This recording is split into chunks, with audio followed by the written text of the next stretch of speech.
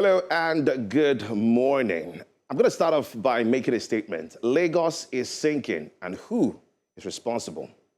Now, every rainy season, Lagos reminds us of one uncomfortable truth, and that's the fact that water always finds its way. The question is, why does it always seem to find our living rooms, our roads, and our patients? Now, last month, heavy rains turned major highways into rivers. Cars became canoes, commuters became spectators. Social media, as always, became a courtroom with everyone appointing themselves judge and jury. The latest suspect, of course, the Lagos-Calabar Coastal Highway. Now, government officials, including Lagos State Governor Babajide Sanwo-Olu and the Minister of Works, David Umahi, rejected suggestions that the coastal highway was responsible for the flooding. Now, the argument is straightforward. Lagos is a coastal city built barely above sea level. Flooding is inevitable during intense rainfall. They also point to the blocked drainage channels, indiscriminate refuse disposal, and rapid urbanization as the bigger culprit.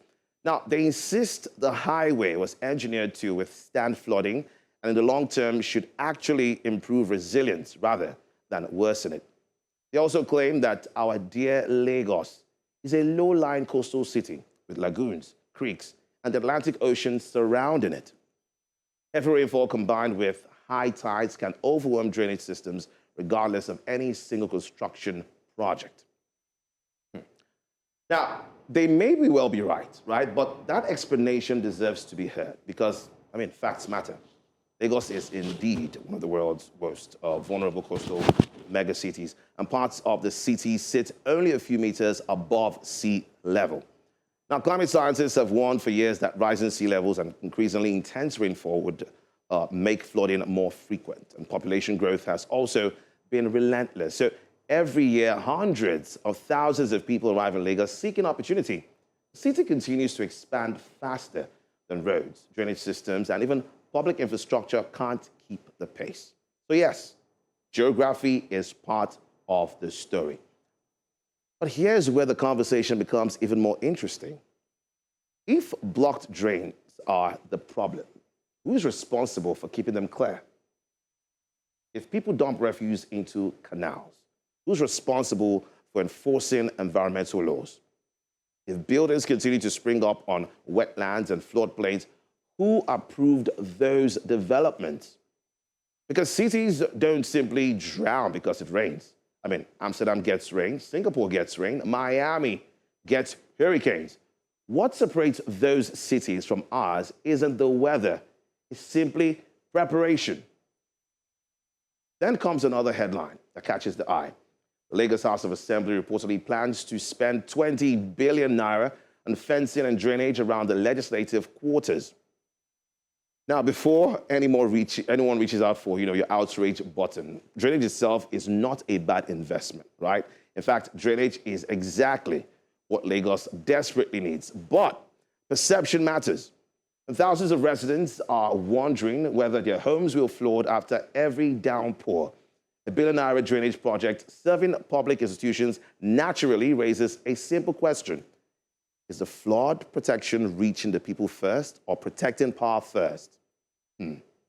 Again, that's not an accusation. It's a question worth asking. Perhaps the bigger truth is that everyone owns a piece of this problem.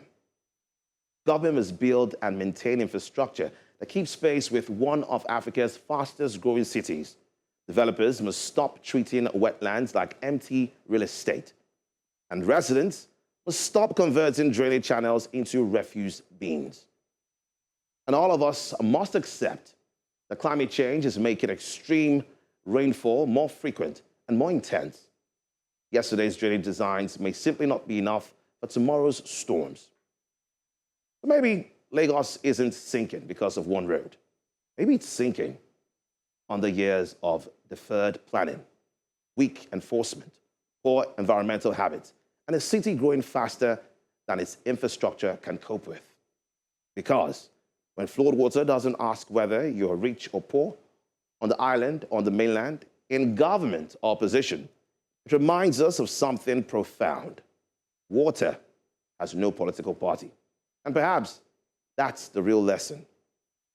The debate shouldn't simply be who's responsible. It should be who's willing to take responsibility. Because if every rainy season becomes another blame season, then next year's headlines are already writing themselves, isn't it? On that note, I'd like to say welcome to Breakfast Extra. My name is Chiweta Onyema. I'm not alone. I'm here with the beautiful Queen Celestine, who I would like to ask, Queen, how is life with you? You live in Lekki, and we know what the flood situation is over there. And aside that, you're having that issue with a telecommunication company.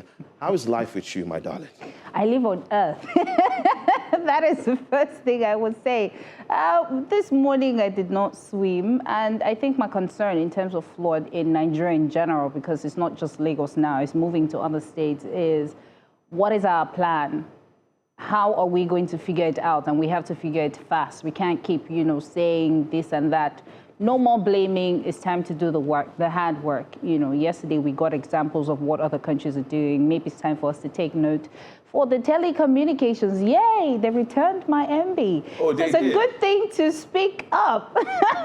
They returned it, so thank you. Right. I like that. That's good. That's a good way to start the show. Yes. So let's get the show on the road. Come over. Let's have discussions. Good morning to everyone and the telecommunications. I did not greet you yesterday. Welcome to Breakfast Extra on News Central, the Sunday edition. And of course, thank you for making us a part of your morning. Now it's another packed edition of, the program as we bring you the stories making headlines and the conversations shaping our nation and beyond as usual. And this morning, we examine the humanitarian crisis unfolding in Orsu, Imo State, where communities continue to live in fear amid insecurity. We also unpack the controversy surrounding the Nigerian Bar Association elections, assess the impact of Nigeria's economic reforms on poverty and everyday living, and discuss the country's move to regulate the growing digital assets and cryptocurrency market. We'll celebrate World Chess Day by exploring how the game can become more accessible to everyone, relive the defining moments of the 2026 FIFA World Cup, yay! And on Wellness Extra, we'll discuss the Ebola outbreak, Nigeria's level of preparedness, and the public health response needed to keep communities safe. It's a full lineup of insightful conversations. Expect, analysis and stories that matter. Stay with us as we start. But first, let's do the dailies, Stuart, shall we? Of course, let's go straight into it. Before the dailies, I really want to say that, when it's raining season, everybody start asking themselves that, do I have the right car? This place I'm living, so people have to, relocate themselves, their family to, other parts of Lagos just so that they don't become canoes and fishermen. And it's quite a sad situation. It is. And I think, I'm not sure if you're ready for the real change. I asked the question yesterday on the show, and I said, do you think Lagosians are ready for that sacrifice? I think we're beyond that part. Because if the government decides to do what they're supposed to do, some people, of course, we know will be found wanting. And so I think some they people should are built decide. in the wrong place, They should so decide. They decide first. Decide. They should decide from government first. Yes, the people will follow. Yes, because the truth of the matter is, even if you have to relocate some people to some certain places for the betterment of their lives, if you want to relocate me, you have to give me reasons why I'm leaving. You have to make provisions for me. You don't just relocate me and then you send me to IDP Here's camp. the question for me that I have in mind. Tell me. Is it that you did not know right from time that where your building is not the right place? Well, I think people don't take time to know exactly. But when you're renting a place, you're renting from the landlord. The landlord would have gotten, properties from the government. So everything still boils down to the person who allowed them to build in the first place. Because you didn't go to rent open space. You rented a land where a house rather where you can live in. So everything still boils down to the government. Are they following the planning, knowing fully well that Lagos is now below water? Let's go on a short break to play the sting, and when we're back, we'll do the dailies. Stay with us. Welcome back, and now we'll go straight to the headlines, on the paper. So we're starting with the Sunday Vanguard this morning. Right at the center, after Oyo Kogi operations, 529 kidnapped school children, others remain in captivity. I figured this was going to happen because, you know, the way at which everybody kept talking about the Oyo kidnapping, and now they're out, and the people in, you know, the northern part of the country are like, okay, what about us? What about our children? The people who are missing, where are they? What are you going to do about it? I knew that, you know, this was going to come, and I'm sure that the government is doing all they can and all they can do to get them back.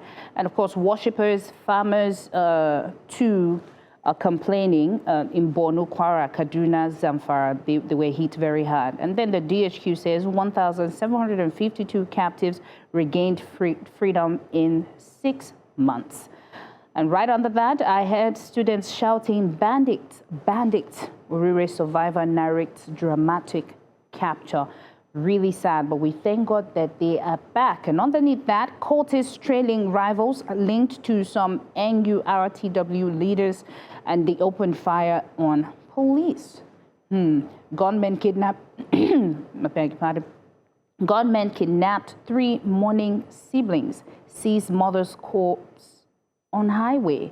Why would they seize a corpse on the highway? Well, I guess it's one thing that you know that the people who they're targeted at that point in time cherish at that moment. So it's almost like it's sad. You know, it's almost like holding on to what you know they love so much and get to themselves. Yeah. Right here says smugglers block Ota Idiroko Road as illicit trade thrives. School children, workers, and others are stranded and we're not aware. Says custom. Interesting. Maybe they should use a drone. Maybe they will see what's going on. And on the side, terror.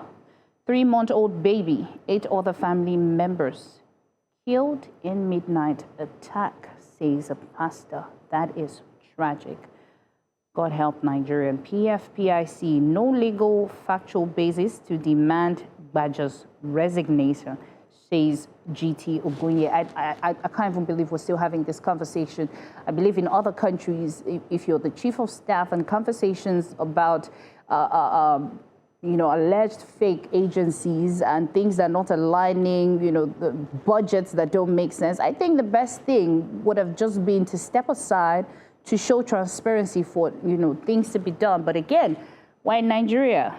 Anything can happen, and of course, in Nigeria, it takes a lot for you to step down. If they don't, if the person who appointed you doesn't literally, you know, make the move or order you to step down, you hardly see people voluntarily step down in Nigeria, and it just tells you where we are when it comes to leadership. I mean, it wasn't too long ago we've seen different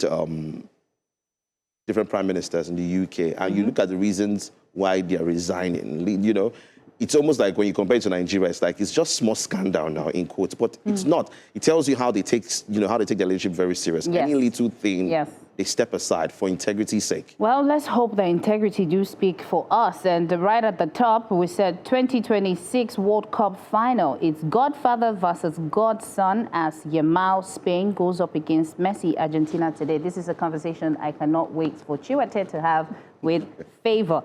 And last but not the least, the lady here, Ella, says, I can't stand a stingy man. Neither can I, dear. Neither can I. I think that's all for the Sunday Vanguard. What do we have next? The next one is The Nation. Now, the big headline here is a presidency, foreign interest fueling Nigeria's security crisis. With the rider, Bwala cites international claims, Russian flag protest. Says Army Air Force rivalry under Buhari weekend counter-terror operations. That's quite interesting. So there was a rivalry between the Army and the Air Force. Wow, that's quite revealing. Another headline here says, military arrests 20 suspected terrorists, rescues over 40 kidnapped victims. The capitalization deadline not negotiable, says NICOM, warns insurers. Court orders final for feature of 52 luxury Lagos housing units. And top left corner of The Nation says, of Sunday Nation rather, says, Nigeria, Ghana slam South Africa's xenophobic, Afrophobic violence. Wants issues discussed at next African Union summit, as it should be.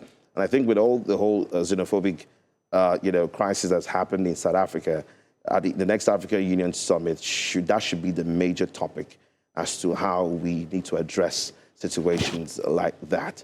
Because with events like that, it just tells you that African unity is actually threatened at this point in time. Moving on to another major headline. Badejo Okunsoya leads in NBA presidential election amid controversy with the rival candidate protest. Porto Glitches says he hasn't voted. Of course, the big one here, World Cup final, Argentina-Spain set for epic showdown. It will be a showdown today, of course, as regards Spain taking on Argentina. Argentina, of course, are the world champions, defending champions, as a matter of fact. We'll see if they will make it. And I will be watching for the first time. Let's do the punch, the Sunday punch. Okay, BCDA controversy. Power tussle rocks presidency over Tinubu's appointee. You find that on page 3. SGF Akume accused of defying president's appointment order. Lately, we've been seeing a lot of miscommunication, a lot of gray area. One thing, the president said this, the president approved this, and somebody said, no, that is not what he said, this is what it translates. That's a whole lot of communication issue for a country where we need transparency as much as possible. Please, please, let's fix that. How ex-director general retained control despite resignation. That is interesting. You resigned, but you're still the king. Wow. Right beside it, 2027 court battles unsettle ADC and NDC. Of course, the picture there is a presidential aspirant Atiku Abubakar and Peter Obi. And below that, Anambra men get death penalty for rape and murder of a 17-year-old. 3 siblings traveling with mother's corpse abducted in Benue. That is sad. Lasoda, children with disabilities suffer as bribery allegations trail Lagos agency. Bribery in a disability agency? Really? Really?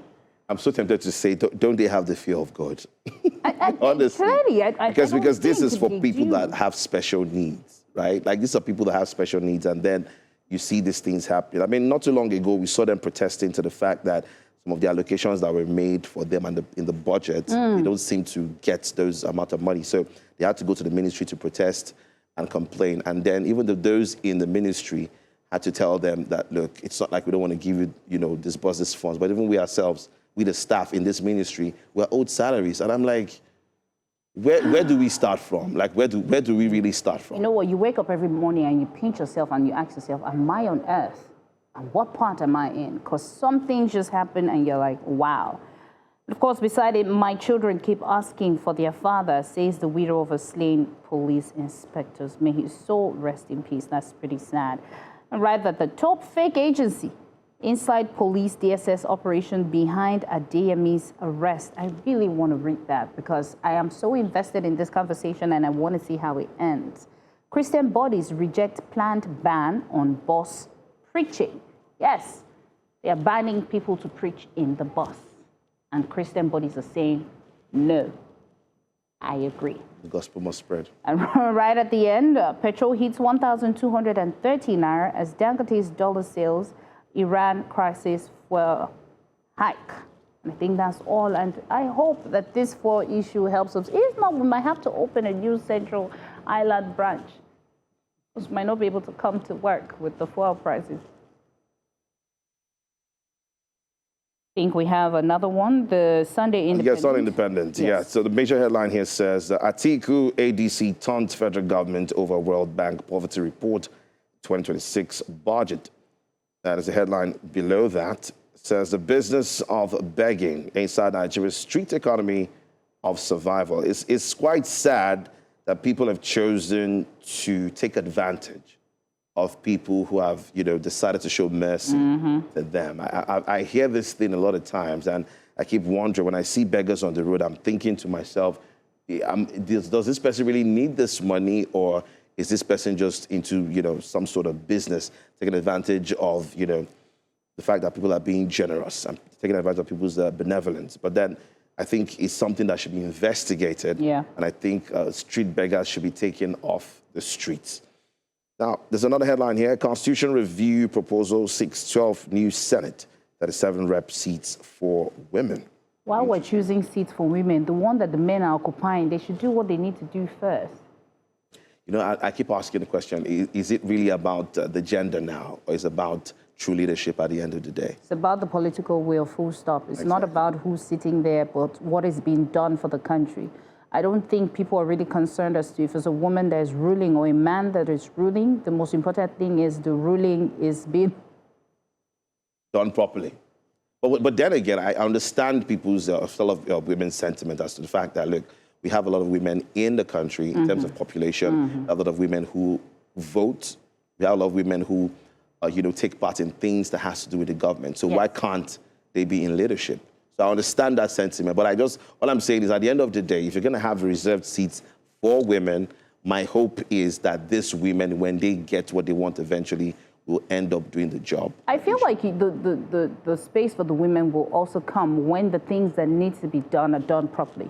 Because, when you have a plan and you follow it through, whatever loopholes you see, then you can now make, available for people to come and work. But you can't just create seats and no jobs. We've seen different agencies do the same thing. So it's something they need to think about. It's not just about women. Of course, I want women to be in power. But what is the end goal? Are we going to get the things that need to be done when the women come, or you're just saying it because every time we say something well, it's like I've talked ourselves out of the last paper. Okay, so we're still with the Sunday Independent. The headline, major headline at the top part of the paper says, "Your abduction, Makinde's call on UN not out of place," says experts. Interesting. Wow. I think that's all the paper we can take this morning. And, the conversations of the paper, the issues happening in Nigeria is really disturbing. The insecurity, the situations, the reforms that we're seeing, but not happening in real life. And we just hope that the governments that take it into consideration the lives of the citizens they are ruling. Let's go on a short break. When we return, we start our first big story. Do stay with us. Welcome back. Now, the first big story, the Nigeria Bar Association 2026 national election have come under intense scrutiny following technical issues that disrupted the electronic voting process. Reports that the voting platform became inaccessible during the exercise have sparked concerns among members, with some questioning the credibility and transparency of the election. The development has also triggered reactions from candidates and stakeholders, including calls for the Electoral Committee to address the challenges and ensure the integrity of the process. As voting continues to dominate conversations within the legal community, attention is now on how the Electoral Committee is responding. The concerns raised by contestants and what the outcome could mean for one of Nigeria's most influential professional bodies. Our correspondent Joshua Marai has been monitoring the election and now joins us with the latest updates. Joshua, thank you so much for joining us this morning. Good morning. Now, Joshua, bring us up to speed. We spoke about the situation yesterday. What is the latest on the NBA's 2026 national election now, as at this morning? Well, good morning to you once again. Officially, I can tell you that the voting has ended. It ended 7:35 this morning. And based off what we are seeing on the portal for voting, we understand that the total number of 82,172 registered voters, and we are seeing that we saw a turnout of 31.86%. That is 26,184 voters. But for the total vote cast, we are seeing that Winconsola Badijo, Mrs. B-Vote, as she's fondly called, actually led the vote with 12,317 votes, and she is closely followed by Latif or Akongwe, Senior Advocate of Nigeria, with 7,934 votes, and Are Olumuyiwa Kimboro is the second runner-up with 5,855 votes. So these are the total votes cast for the election. We are expecting that the Electoral Committee of the Nigerian Bar Association will come out to brief. But before now, we understand that there were several controversy trailing the electoral process, because we understood that the electoral process started as early as 12 a.m. on Saturday, but all of a sudden suffered a sudden collapse, and the electoral committee came out to announce that the voting process will be suspended and that it will come back on. So we saw that 7:35 on Saturday, the voting process kick-started, but notwithstanding, lawyers, legal practitioners, and a couple of individuals were claiming that they could not vote due to the accreditation process, and some were saying they could vote, some were complaining about the one-time password from email, some were saying that the agreement was to use the SMS one-time password, and we are also saying that one of the presidential candidates of the Nigerian Bar Association 2026 general election is coming out calling for the immediate suspension of the election, saying that the portal suffered collapse and there is a risk of ballot dumping with such occurrence. So these are what happened in the last 24 hours of the Nigerian Bar Association elections. Chiwete Queen. Now, Joshua, I'd like to know, did the Electoral Committee give details exactly as to what caused the disruption to the electronic voting process, and give us more details as to how this affected the exercise? Well, for the information we've been getting for the election, every information we've been getting, actually, they've been coming from the Nigerian Bar Association itself. We've not heard from the Electoral Committee, but based on what we gathered, we understand that the portal suffered cyber attacks. You can understand that an election with such magnanimity is actually a big deal, considering that it is one of the topmost professional bodies, and it is more or less a pressure group now that has influence beyond within the government. So we understand that the Nigerian Bar Association said the portal suffered a cyber attack, but we understand that the voting process was brought back on and has been concluded. Right. Of course, you had already mentioned that one of the presidential candidates is calling for the election to be suspended because, you know, they mentioned that at about 2 a.m. There was an issue voting. Have you heard anything or read anything in terms of if this result that is out now will be held or they're going to contest it? Well, we are yet to get the recent information, the latest information from these individuals, because based on what we understand, they are waiting to see what the Electoral Committee has to say as the voting has concluded. Maybe after the announcement of results, if the Electoral Committee announces results, then we see the next move from parties involved, from candidates involved. Only then can we decide that this is the clear path that a particular candidate is taking. But for the one who is actually topping the lead, that is Oyinkansola Badejo, she might not really say anything with regards to the election because the entire pendulum is swinging to her favor. So that is what it is currently. All right. So do we have any information as to when the results will be announced officially? It is official. Since the entire process was actually a virtual one and it was done online, we expect that the counting process and the coalition process does not take time.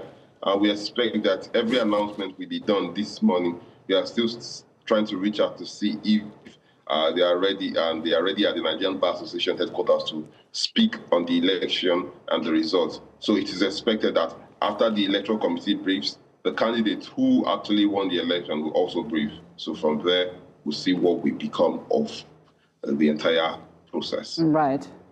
All right, so of course, like you said earlier, it looks like the election is process in terms of the results now is swinging towards Oyinkansola Badejo Okunsoya SAN. And if she eventually becomes, or if she becomes announced as the NBA president, she becomes the first female NBA president in Nigeria. What does that mean for NBA in terms of gender equality? Well, it is for a fact that this is the arrival and the commencement of a new dawn for the Nigerian Bar Association, for a fact that this particular person has been the chairman of the Nigerian Bar Association in Lagos, the Lagos chapter, and this person is coming out as is actually vying for the presidency of the Nigerian Bar Association. So individuals, several quarters, parties across several lines, they are saying that this means a great deal of change for the Nigerian Bar Association. We must understand that she is not the first that will be the president, but she'll be the first elected female president of the Nigerian Bar Association. So she is coming with a great deal of experience. We understand that she's over 25 years at the bar, a senior advocate of Nigeria, a partner of a law firm, and she has held several positions within the Nigerian Bar Association, even at the national or state level. So Nigerians, legal practitioners are actually waiting to see what Oyin Judge San has to offer with regards to the presidency and the Nigerian Bar Association and legal practitioners alike. Well, thank you so much, Joshua and Mary, for joining us and having this conversation with us. Truly, we will follow up and see how this pans out. The credibility of any election depends not only on the outcome, but also on the confidence participants have in the process. And of course, as the NBA works to conclude its, elections and membership, and the members will be looking for a transparent resolution that upholds the integrity of the association democratic process. And we hope that, the other candidates will take whatever the result is in good faith. Thank you, Joshua and Mary, for joining us this morning.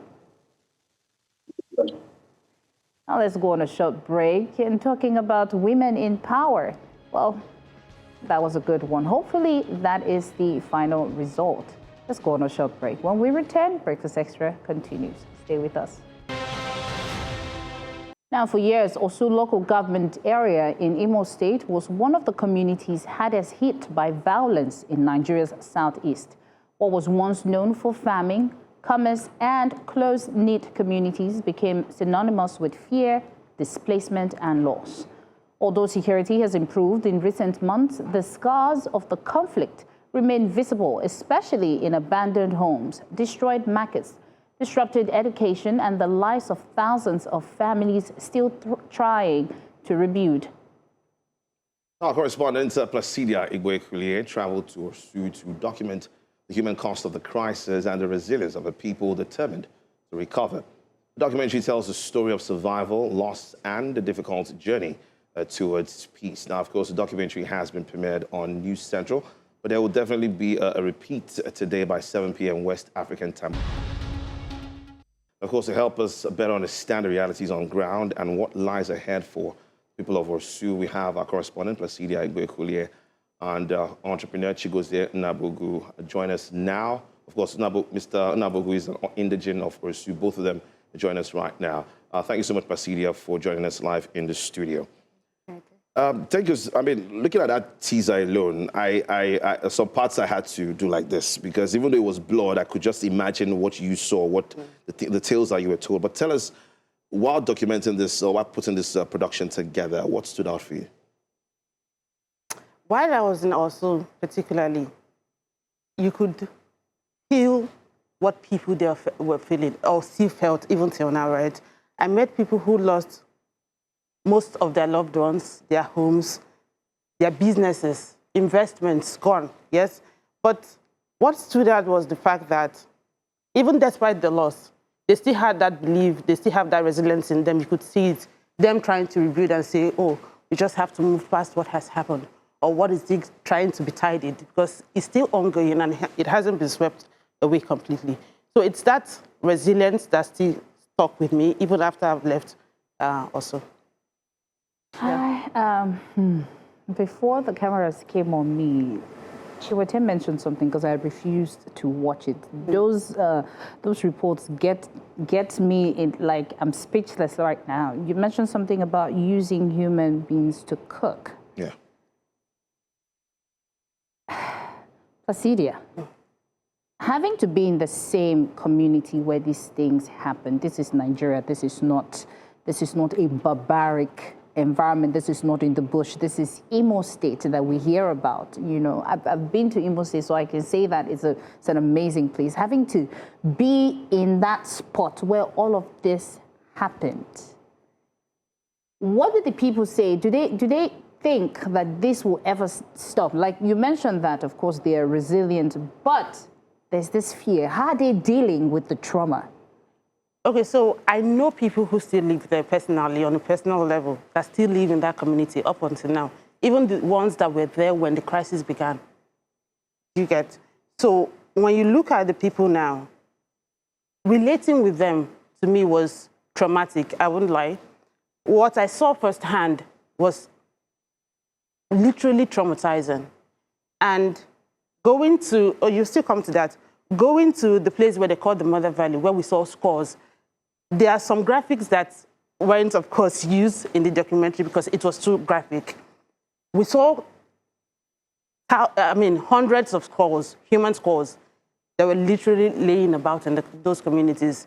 And when you hear people say, oh, there was insecurity in all of Southeast, because when we were talking Orsu, why I was particular about Orsu is because that is where these people used as their camp, right?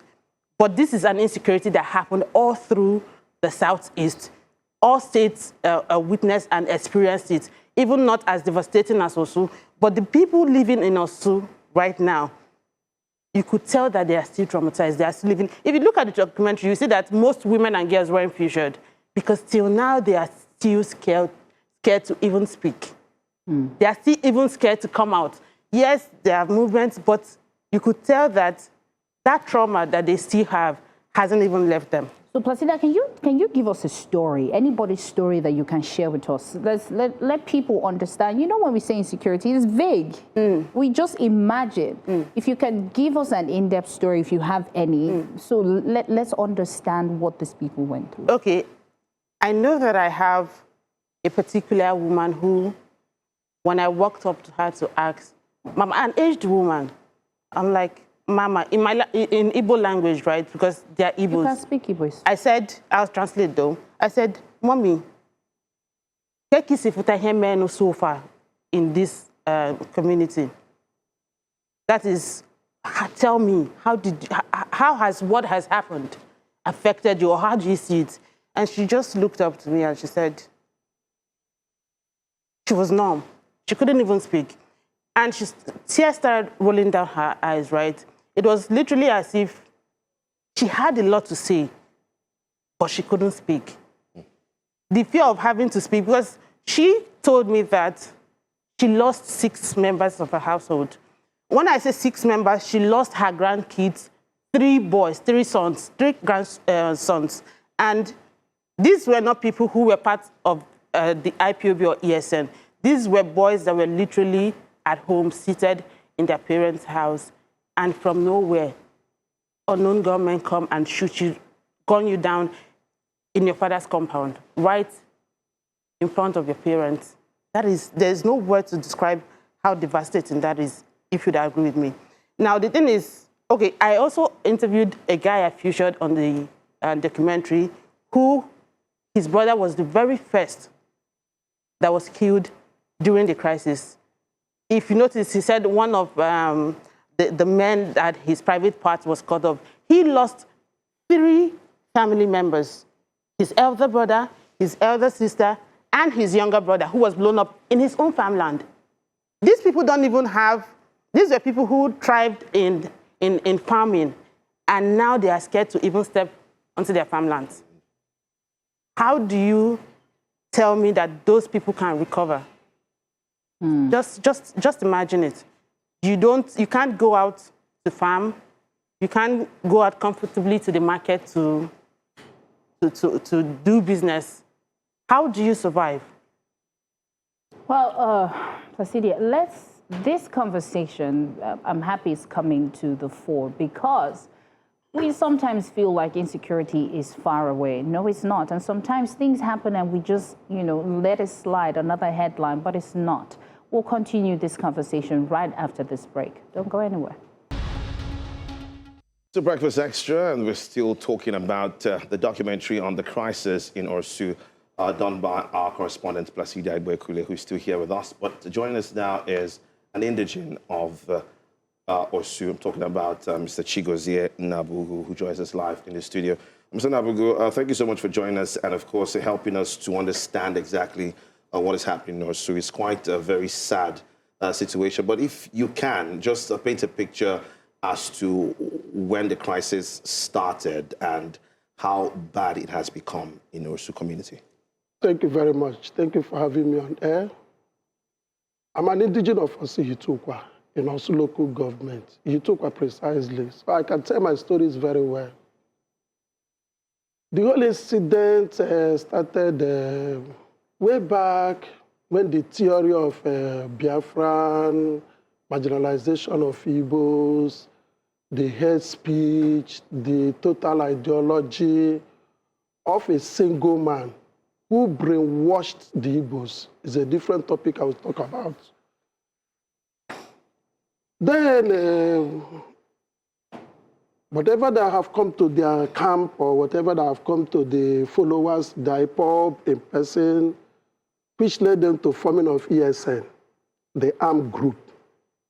And personally, unto me, I questioned it that time, how can a single individual have the authority to form a security network?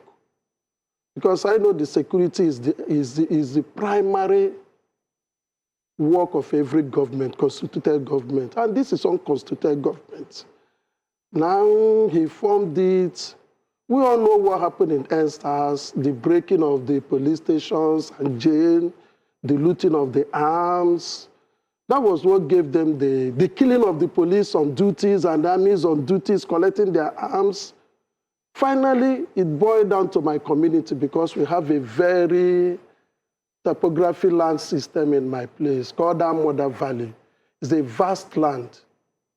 And if you hear the history of Biafran War, that place saved a lot of Igbos. Also as a local government, or see it took as a community, saved so many souls of Igbos. Because people have to run to that place. It's about, if I'm making mistakes, it's about 10-story building down from the surface. So the trees and everything will not allow you to know that under is very habitable. So when the plane or the armies in Biafran war passes, the people hide under, they will not know. So it saved them. So these people picked that scenario to come and incite their first camp. And that first camp was dated 2017. It's even on air. Some of us who were in the village that time testify even to the coming in person of Nnamdi Kanu. And it was dated August 17, 2017, when you officially opened that camp for them. So from there, they started training all their military, their whatever they call themselves. And to us, average Igbo man, I don't know how Nnamdi Kanu, whatever power or magic he used to brainwash the Igbos. I watched my educated Igbos being swept away. I watched clergymen, bishops. Igbo land have respect for Catholic bishops. I watched Catholic bishops being swept away. We have a lot of professors in Igbo land, swept away. Educated people. The vanguard of his teaching dominated Igbo for how many years? Which is another thing I want to speak about in the TV station. So if I understand you clearly, so if you're saying that this, of course, started from the IPOB, the ESN, what's their grouse with attacking their own people? If we know that, I mean, from what IPOB's message has always been is secession, so moving away from or building their own country. So my question now is, why are they then attacking their own people? This is not the first time you're hearing this documentation or following up on the issue. The members of the IPOB and Eastern Security Network, they make their intentions known. Don't say anything against them, you'll be killed. Don't say. I wonder how a country you want to give us that nobody has a say. It's only what you think in your parlor, believe in yourself becomes the order in the day. Look at Nnamdi Kanu, who is their leader. Is it not what he teaches them? Is it not his ideology? You don't oppose him. See the arrogancy he created in the courtroom. Nobody talks when I talk. So to say you are the supreme God, everybody worships you. How do you run a country like that?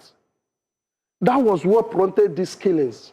They label you saboteur, they label you Ojobo, they give you all sorts of names if you say something against them. And they're still the ones saying a lot of things against Nigerian government. Yeah, Nigerian government keep mute because you have the right of speech. In all of this crisis, was there any presence of the Nigerian forces, armed forces, to at least try to gain some level of peace in that area? Exactly. We give them commendation because today we can come on air and talk because of their presence.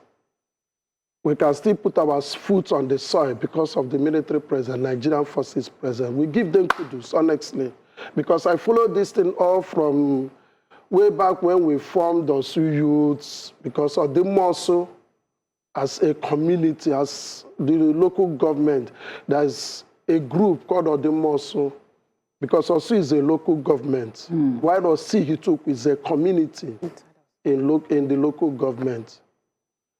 Now, when the incident degenerated, because all of us ran away from the community, precisely 2021. That was the last time I stepped my toes on my community as a free person, Easter 2021. And after that till today, we visit with the help of the military, with the help of the DSS, until what is it today. And we give them commendation. Though the trauma is very much, because people saw death with their eyes. People saw different degrees of murder. Something that you can't behold it looking at it. The bomb killings, the butchering of human beings, the cutting of heads. Because when the cat actually said it, 2,000 heads, they end up, it's on the TV, it's on the court case. Testifier came there to testify. I saw one of the interviews that granted one of the traditional chiefs, Igboekulie of Awidemiri. He said it. You will kill and cut off their head and go with their head. People were seeing it so horrible. In the quest, Biafra, in the quest of using ROC, using juju. Watching Nnamdi Kanu, he displayed it. Watching Simeon Ekpa, who is his rightful man, he displays it, bragging with kind of deities. And I asked the question, which country on earth has deities helped? Is the war in Iraq and the war in other countries of the world, are they fighting it with deity? How do we go back to 1,000 years backwards in the name of Biafra? Every world is doing technology, moving ahead. We are not taking 150, 1,000 years backwards. Has those things helped our fathers in their days? Let's be realistic. I got a document that says that it might be right, it might be wrong, but a documentary that said Igbos have been existing for over 5,000 years. In those 5,000 years, they were relying on ROC. Where were they known in the world? Igbos come to be, or development, or come to the limelight of the world when the missionaries came to Igbo land. That's where we have education. That's why we start wearing clothes. That's why we start seeing developments. That's why we still being ranked in the world. And somebody in this era wants to take us back to 5,000 years ago. How do we justify this? So, Mr. Chigozie, you've talked about so many things, and I think it's very traumatizing for me, even sitting down here and hearing the story, how people are watching, their loved one being killed, being bombed. Would you say, of course, you mentioned the help of the DSS, the military. What is happening now in the community? Is it safe enough for people to go back home? Yes, that's another aspect I want to talk about, because let's talk about the beginning, the current situation, and what the future holds. I'm talking on a personal terms, and I think my opinion should be heard. And I'm making reference. I'm not a social media person. But I got to know about Nnamdi Kanu 2015. And from the stories I'm hearing, he started 2012. But when I got to know it's 2015, exactly when he was arrested the first time. And the incident that brought his arrest was one of those burning of Dangote trailers between Opi Weka and the Head Bridge in Onitsha. So that was the incident that prompted Buhari then to arrest him, who is this leader of the IPOB people. And IPOB claimed responsibility for doing that. That's when I got to know Nnamdi Kanu. As I started hearing all what he said, put me on record. Then I was in Lawansin Road, October precisely. Go there and do your investigation. I told them that Nnamdi Kanu will finish Igbo land. That Nnamdi Kanu will wipe away Igbo land. It's on record. Made the investigation. Then I was crying. Can somebody put me on mic on a national television? Let me tell Igbo what we before them. Because I just evaluate his words and ideology. I discover he's born out of greed, he's born out of hatred, he's born out of... And those things does not make a future. By 2019, when the Eastern Security Network was formed and everything, I cried. Then I never knew it would start from my community. Because when they were in that camp, nobody knew. Except few people in Orsu community, which the documentation will come off soon. Because there is nothing you do on earth that is hidden. We are humans. It might be like hidden now, tomorrow it will surface. It's only what spirit does that is hidden. But as long as you're a human, people sees. Ears heard. It's a question of time it will be revealed. Do you understand? So those times I was crying. Because why this thing happened to this level is that nobody was talking. Those lies like this, there's no truth besides.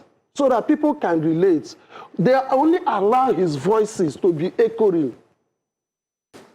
Educated ones, I don't want to talk, I don't want to be in trouble.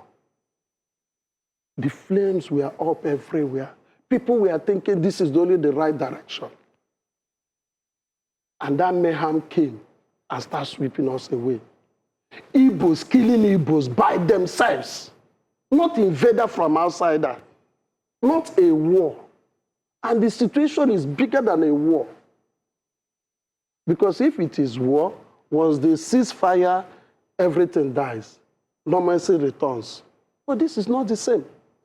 All right, just now before, sorry to butt in there, but we're going to wrap up this conversation in a moment. But I want to come to you, Placidia. We hear that some people, of course, are making their way back into the community. I really want to know, you being there, experiencing everything, is there any parts the government has played in helping these people, get back to their community? I spoke to a few, numerous indigents, the people who are still there, right? And the local government chairman, of course. And I was made to understand that despite the fact that the Imo State government is trying all they can, but I don't think all they are doing now is enough. Why I'm saying this is because you still see that people are visibly still in fear. When I say in fear, their lives are still not safe. They tell you themselves that forget what you hear them, the government say on camera or on press conferences.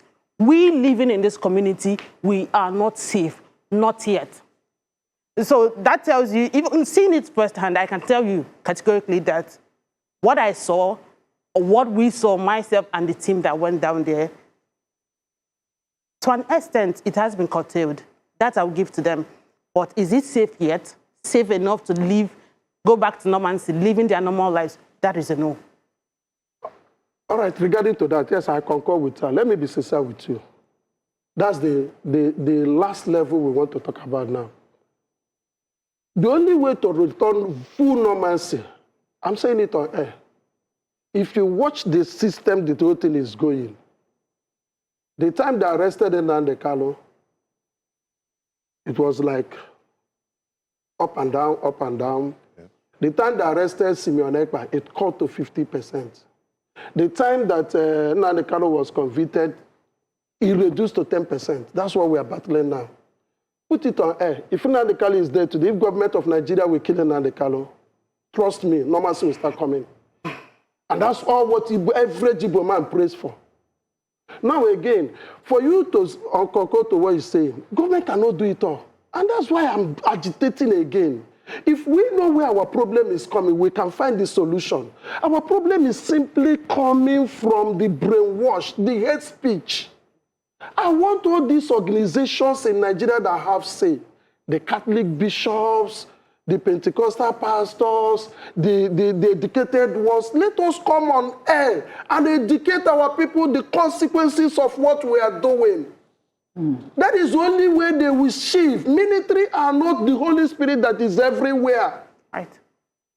See, today, bombs still kill people in my community. Have the military not done enough to extradite the mines in the land? They have done a lot, but they plant again.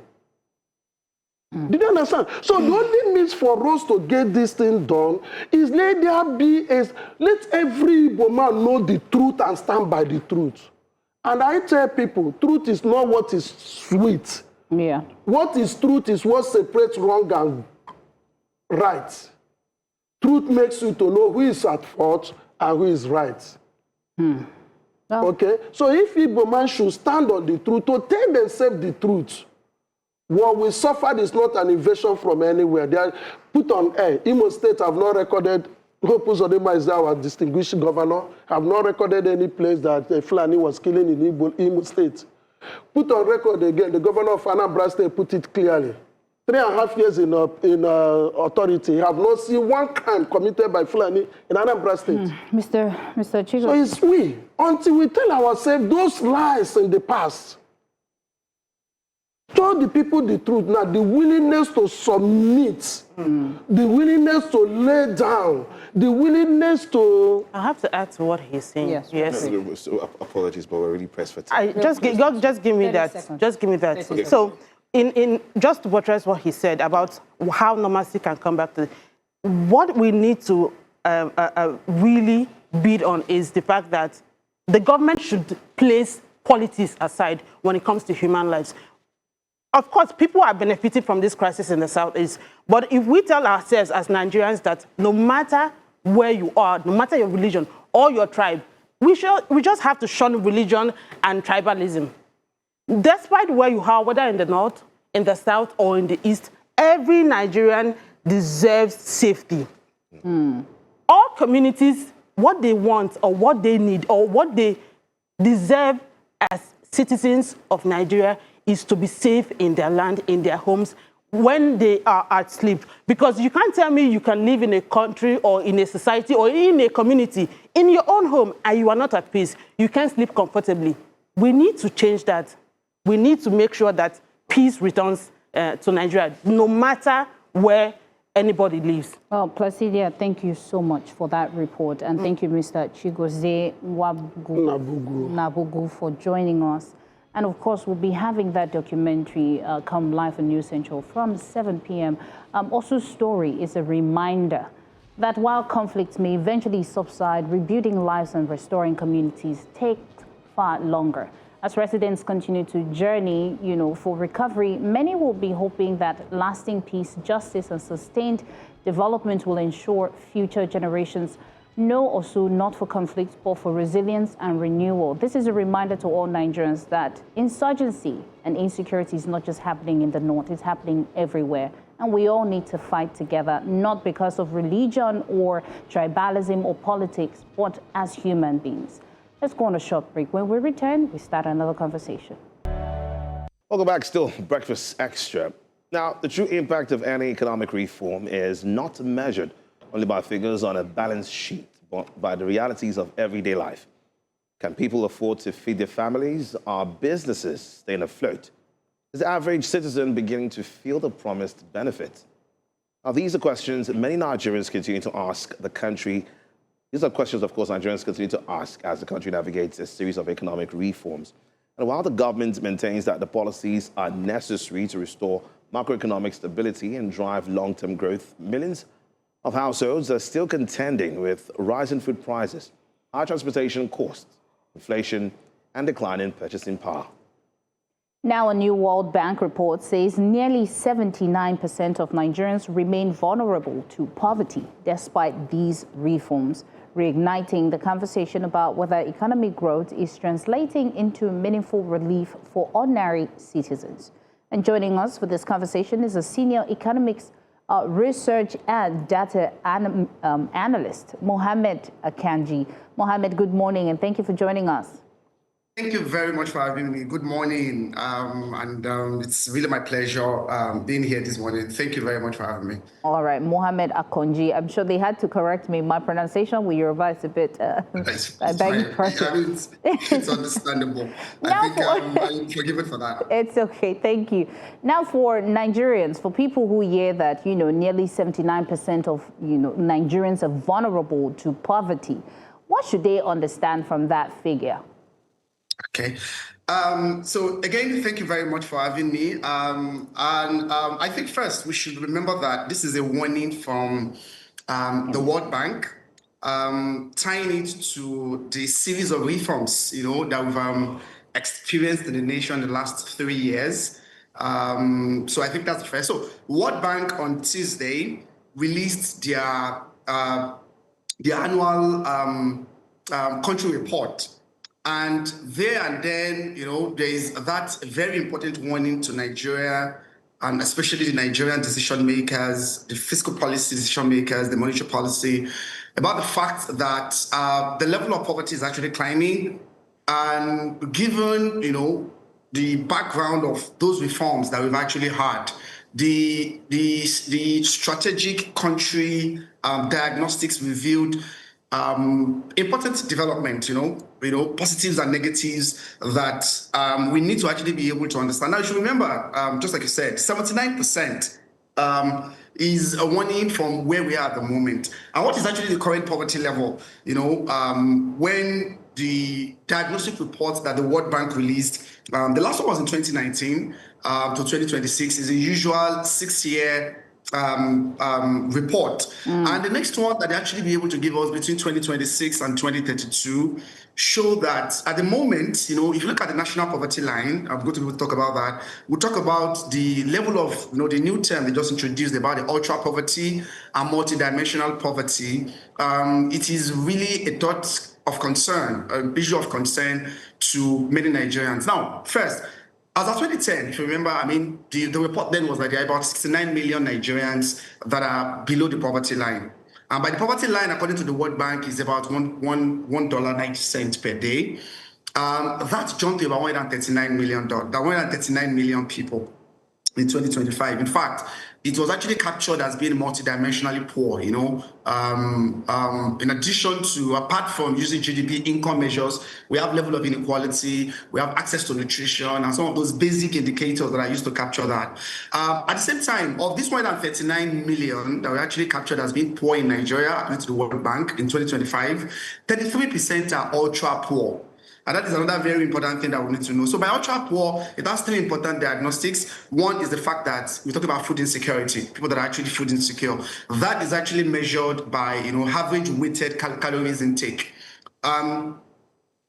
Together with that is we're talking about people that are actually living in extreme absolute poverty, and that's actually defined by the World Bank themselves as people that are living, below $2.15. That's like about 2,700, right, on a daily basis. So I think that is what we have.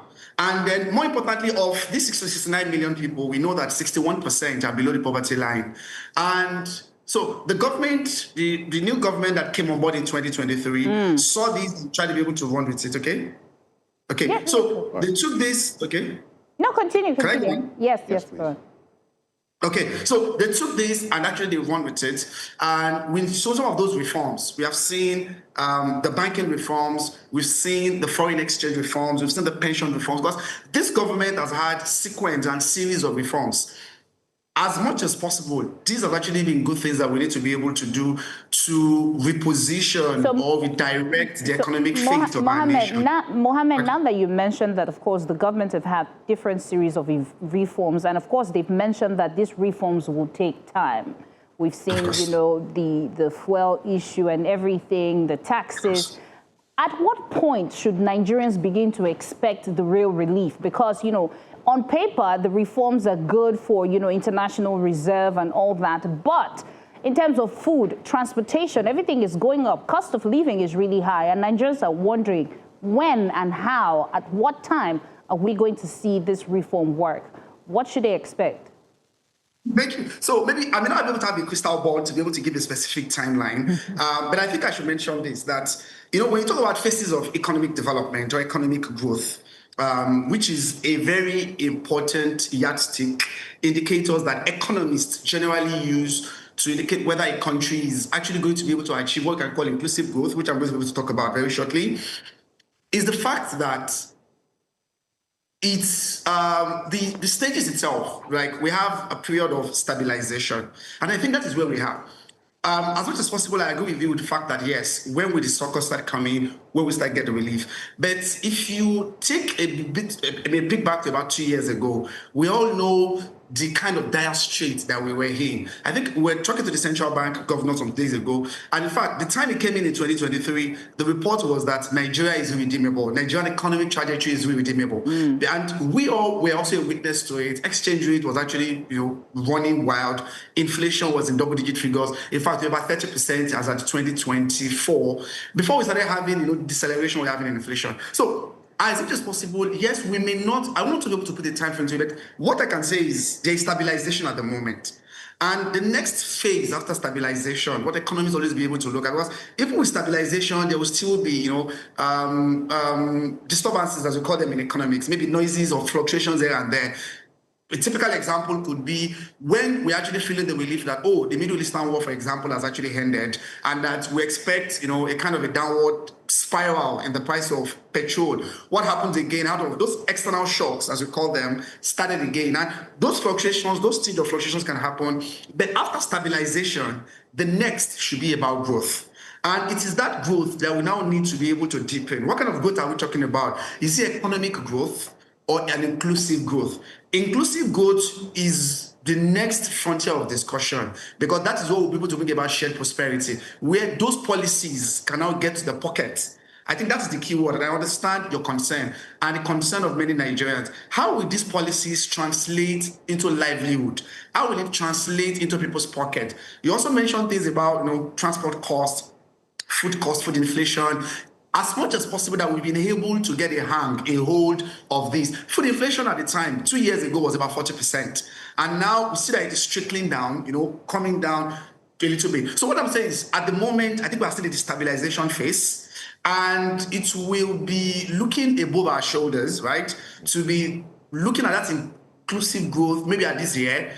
But once that stabilization is actually ensured, foreign exchange, we are looking at that now. The premium of the foreign exchange that for a while was about 60%. Look at the gap between parallel market and official market. Mr. Chigozie, sorry to butt in here, but I just want to know exactly why we have a disparity as to what the economy says on paper and as to when you compare it to Nigerians' reality.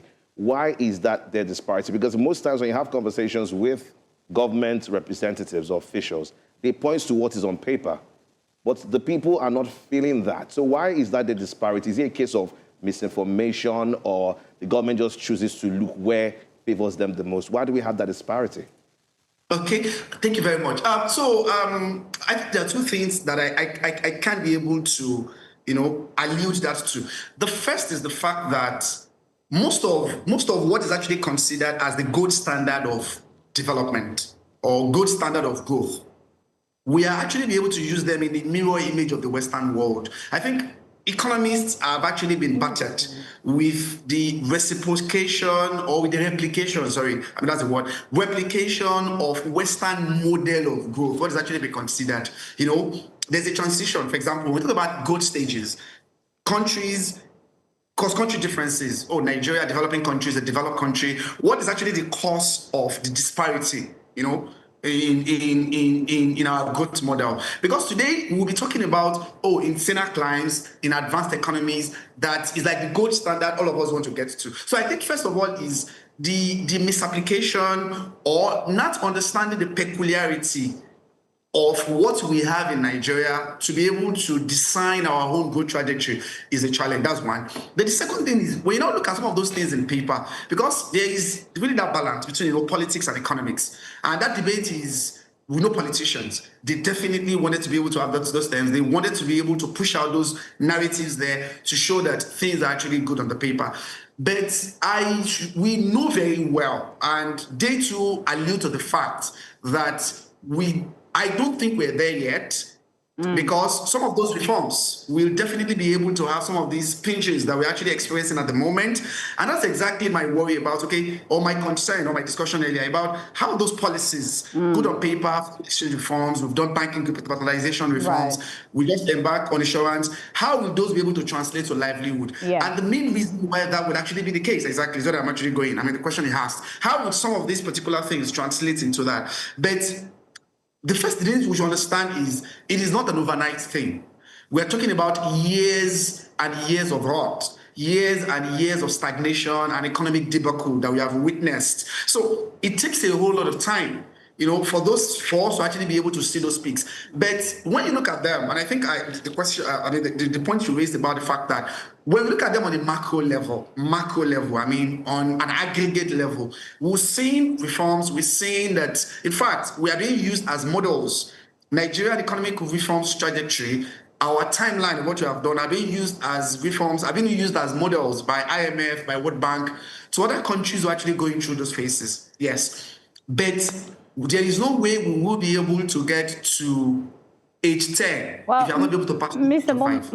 Mohammed, fortunately, we have less than 30 seconds. If you could just round up and say, what fastest way that the economy, what way can the government give the citizens just a little break pending when the reforms happen? If you could round up in 30 seconds, that would be nice. 30 seconds, okay. Okay, so maybe I will, I have some other things that I'll just want to mention. Yeah. One thing that we know the government needed to actually be able to focus more at this particular moment is to be able to get a hold of inflation. I think they are very, very particular about that, because that's what affects the average man on the streets. We're talking about food inflation, urban-rural disparity, and more importantly, I think human capital as well is also needed to actually be sharpened. We needed that to actually be at the forefront of government discussion. When I talk about human capital development, because we're talking about a situation where, my time is up, right? Yes, I think human capital it actually development is, and getting Mr. rid of Mohammed. inflation is very important. Yes. Thank you so much for having this conversation with us. It was so funny because I was about to say the way we're rushing you, the economy reform is not as fast, but we're out of time, and we hope that truly the reforms will pan out to be good for the citizens, and I hope that we find a way to be able to manage our situations pending when these reforms take form. So thank you so much for joining us, Mohammed Akanji. Thank you very much for having me. Thank you very much. It's my pleasure. Awesome. Thank you. Now, every year on July 20th, the world marks World Chess Day, celebrating a game that has transcended generations, cultures, and borders. More than a recreational activity, chess is widely recognized for developing critical thinking, concentration, problem-solving, and decision-making skills. Across Nigeria, interest in the game continues to grow, with schools, clubs, and community initiatives using chess as a tool for learning, social inclusion, and youth development.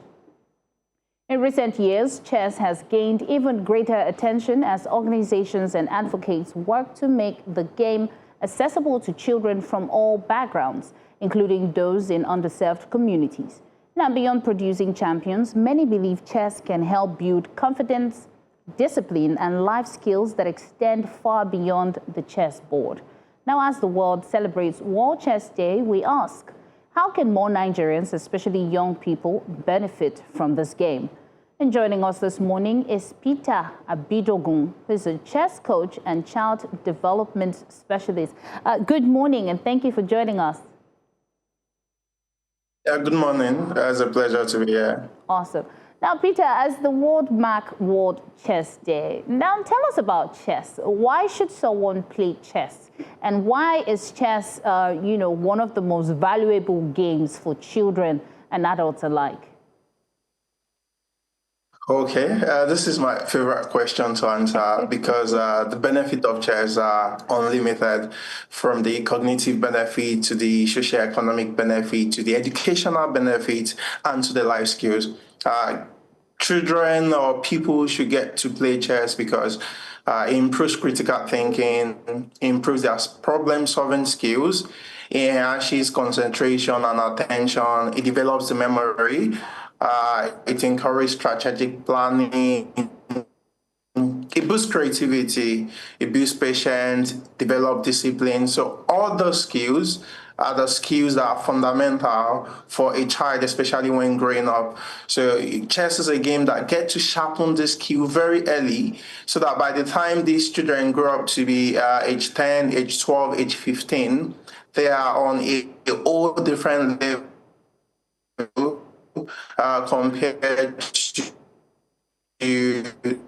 people who are not sharp on their brain in the brain.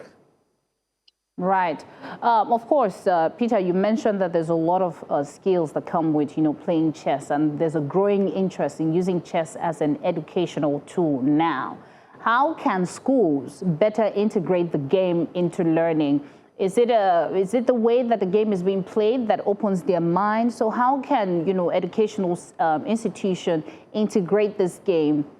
Oh, that's a very good question. So in recent days in Nigeria, there have been a lot of awareness, especially to chess in education.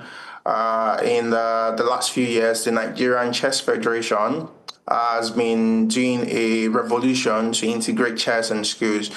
We have a lot of schools now playing chess in Nigeria. The national championship held like 3 months ago, and we had over 150 primary schools and 150 secondary schools playing chess.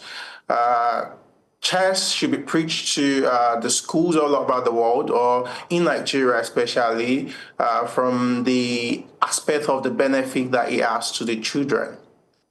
So the Nigerian Chess Federation and chess coaches around the country are actually doing a lot to integrate chess into school. There are a lot of educational reforms now going on and discussing the subject of chess. Different schools now do chess either as a extracurricular, that's as a club, or they do chess as a curriculum, as a subject in schools. So more attention should just be given to the grassroots, more opportunities to talk about chess like this so that parents can understand the thing they are missing out when they prevent or do not allow their kids to be involved in this game. Right. So, Peter, I think my next question is quite simple. Who can play chess? Do you have to be a special kid? Do you have to, exhibit a type of character to be able to play chess? Okay, so there's a misconception about chess, that chess is for geniuses, it's for the rich, it's for the wealthy, it's for the classy. And so anybody can play chess. Chess is a game and function of the brain. As long as someone's brain is functioning, they can play chess. Even blind people can play chess. People with disability can play chess. So chess is one game that transcends races, religion, culture, and ages. A 5-year-old could defeat a 90-year-old man in the game of chess. So it has nothing to do with, your experiences in life or what you know. It's about as functional as your brain can be. Yeah. You can learn and you can play chess. So, Peter, what challenges do you think we have in Nigeria that is limiting us from, growing in chess? Could it be that the misconception of, it's for the rich or it's for special kids? What challenges do you think we're facing and why, a lot of people are not playing chess as much? One of it is the misconception, and also people believe that chess is difficult. So you feel like people will come to you and say, I want to learn chess, but it's just too difficult. And I'm not going to lie to you. Chess is difficult, but it's not as difficult as it seems. It's one of the best brain functioning game you can ever learn. When people learn chess for the first 6 hours, 12 hours, they find themselves in a whole new world where they just begin to imagine a sort of brain waves where they keep thinking and planning. So it's a misconception that chess is only for some certain level of people. But the difficulties and the challenges mostly is that people do not understand the benefit that it carries. Before, in times past, people would think that it's a gambling game or it's a waste of time. This is better than any TV game. This is better than any mobile game. This is better than any board game. I would defend that. This is better than any board game. So I think most people feel like it is difficult to learn, and that is what has been preventing them from learning. But in actual reality, it's not that difficult. So let's talk about the learning. If someone wants to learn, how long does it take for someone to really learn about chess, and how can they become pro at it? Okay, I'll take the learning part first. So you can learn chess between, depending on the frequency, but I would say on an average of 3 months, you can learn to be a good beginner at chess. Yeah. To be a pro, it takes a lot of time. Chess is a lifelong game. It's not something that you can get to the top that you can, I've mounted or surmounted this game, so I don't need to learn again. It's a continuous process that continues to build you and build your chess career as a person. So I would say that people get into professional chess in the space of 1-2 years, depending on the attention that they have given the game. So for people who are, interested in, making their children learn chess, or even adults, at what age do you think a child should, start? Like you said, it's good for critical thinking. It helps them in focusing and so much more in terms of benefit for their growth. At what age do you think is best for a child to learn chess? Okay, so I've been teaching chess for a while, and I've taught all ages of kids. I would say the best age, due to my own personal experience, would be age 5. At age 5, children begin to form habits. This is what I like, this is what I love to do, this is a song I like, this is the food I like. So at that stage, it's important that we introduce them to, and chess is one of those things. So at age 5, children can begin to learn chess. Right. Well, Peter, we cannot talk about chess without mentioning Tunde Onakoya in Nigeria in terms of, the slum children and how well these children have played globally. And, just making chess sound very interesting. Sometimes if you don't have a knowledge of something, you may not understand it. And he has brought, chess to the fore. For you, I just want to ask a final question. What would be your message to, Nigerians, to parents, to young people, to schools, for them to consider, putting chess as part of either their daily life or something that they could learn? Okay, so my final message would be that chess is a practical game that gives you results. When and if you allow your kids to be involved in chess, give them 3 months, 6 months, you begin to see an attitude change, both in the way they approach their life, in the way they approach their studies in school, in the way they do things at home. It brings this practical lessons. The lessons are not just, abstract thinking. It brings them practically to the life of your child, and begin to see the changes in the way they solve problems, the way they relate to things, the way they handle situations. So chess is transactional. Whatever skills that is being said to benefit there would be seen in that child. So I would just say try chess, and you would realize that you should have given this gift to your child at a much younger age. Well, Peter Igboekulie, thank you so much for joining us and having this chess conversation. Of course, we see that chess is more than a game or strategy. It is a tool that can shape minds, build confidence, and inspire lifelong lessons. And as the world celebrates World Chess Day, the challenge is to ensure that every child, regardless of background, has the opportunity to discover the lessons and possibility of the game. Thank you so much, Peter Abidogu, for joining us. Now let's go on a short break. When we return, we start another conversation. Do stay with us. Welcome back, still Breakfast Extra. Now, the curtain is finally falling on the 2026 FIFA World Cup, a tournament that delivered unforgettable drama, stunning upsets, breathtaking goals, and moments that will be talked about for years to come. I mean, from surprise performances and tactical masterclasses to refereeing controversies, of VAR debates, of fan reactions, and historic achievements, this World Cup had everything football lovers could ask for.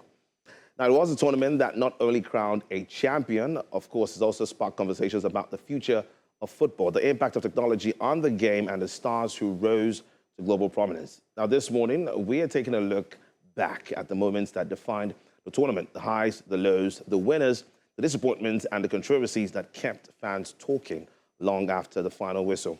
Join us now to break it all down is Favour Itua, who's our sports correspondent here at News Central. Favour Itua, good morning and thank you for joining us at Breakfast Extra. Yeah, good morning, Chigozie. Good to have me on the show. Yeah. So let's talk about the World Cup, FIFA 2026. A lot of interesting things happened in this particular World Cup. I'm going to start off with the number of teams, 48 teams as opposed to 32 that we're used to. Do you think that added anything significant to this competition? Yeah, I think so. I mean, when it was announced that it was going to be a 48-team World Cup, there were lots of talks about having teams who might not really compete, but just make numbers in the tournament.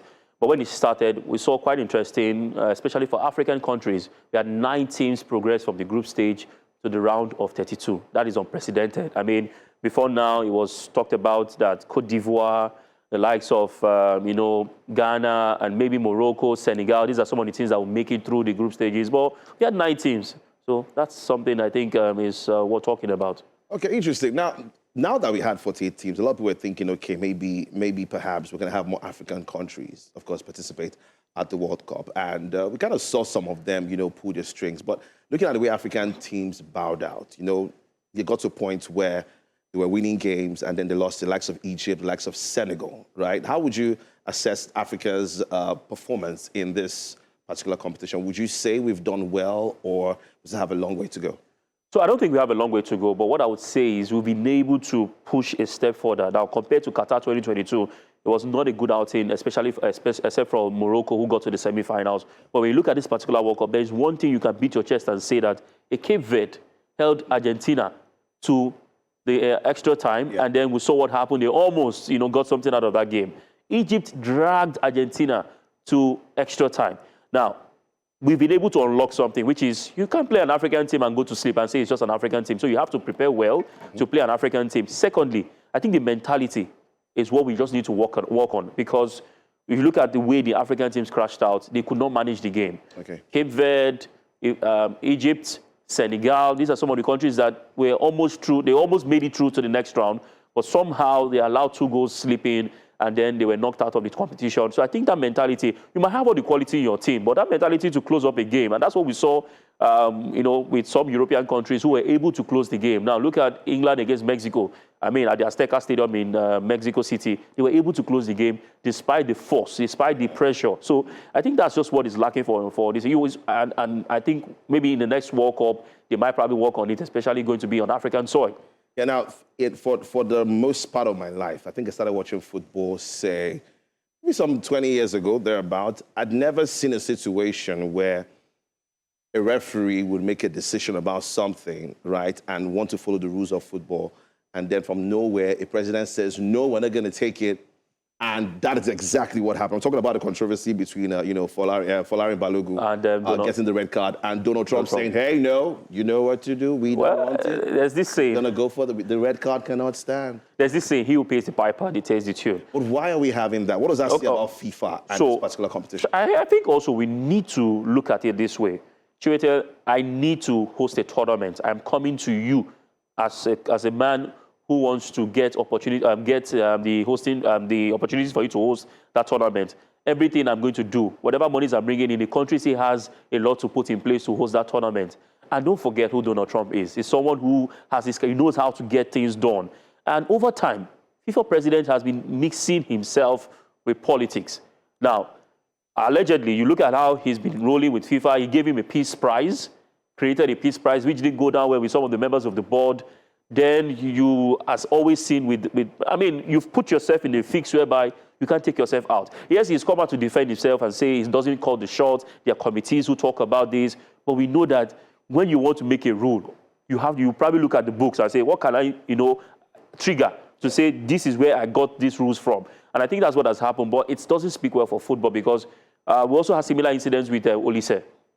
If they were trying to appeal also his card, there's Kunash of England. They also tried to appeal the card, but it didn't work. I think FIFA also needs, and the one standard rule in FIFA is do not mix politics with football. I was going to say now, we've seen it happen over time. Israel, the Gaza war, Ukraine and Russia war, Russia were banned from competing in FIFA tournament. Let's move on. Israel, Gaza war. Israel is being spared. Let's also move on again. US, Iran. Interesting. So FIFA is telling us that we don't want to mix politics with football, but we've seen it happen over time. There's selective treatment to some teams or some countries. So apart from that, I think Gianni Infantino has put himself in a place whereby he can't say no.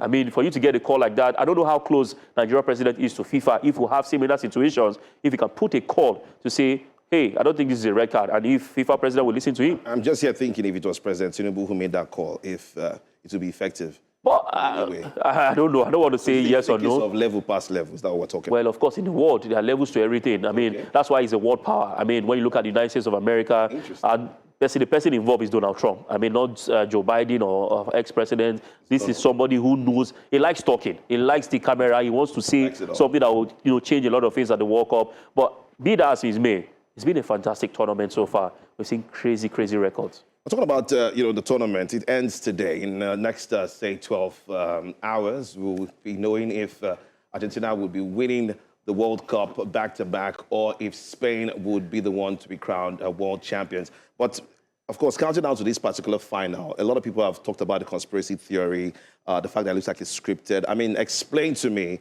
why 20 years ago, Messi was seen bathing Lamine Yamal, right? 20 years ago, Lamine Yamal was 19 years old, right? That's one part of the conspiracy theory.